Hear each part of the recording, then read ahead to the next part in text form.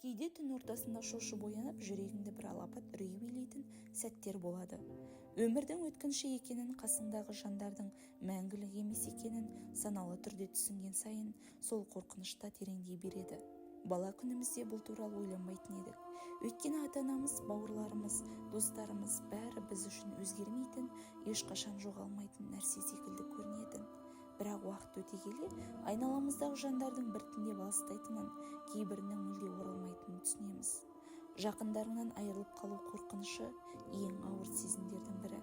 Бұл жай ғана қорқыныш емес, жанның түбіндегі әлсіздік, дәрменсіздік. Өйткені біз қанша тырыссақ та тағдырды өзгерте алмаймыз. Кейде ойламаған жерден бір хабар келіп, көңілімізді қаңыратып, бос қалдырады. Сол кезде барып олардың жанымызда болған сәттері ең бағалы естелікке айналады. Бұл қорқыныштың ең үлкен сынағы, оған қарамастан сүйікті жандарымызды бағалап, әр сәтті қадірлеу. Біз уақыттың шексіз емес екенін білеміз. Сондықтан жанымызда жүрген адамдарға жылы сөз айтуға, олардың біз үшін қаншалықты қымбат екенін көрсетуге үлгеруіміз керек. Себебі бір күні біз тек естеліктермен өмір сүреміз.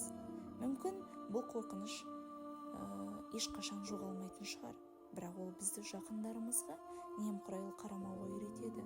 Бүгінгі күніміздің соңғы күндей өткізуге, жанымыздағы әр адамның құндылығын түсінуге мүмкіндік береді. Сол себепті әр сәттің, әр сөздің, әр кездесудің қадірін білейік.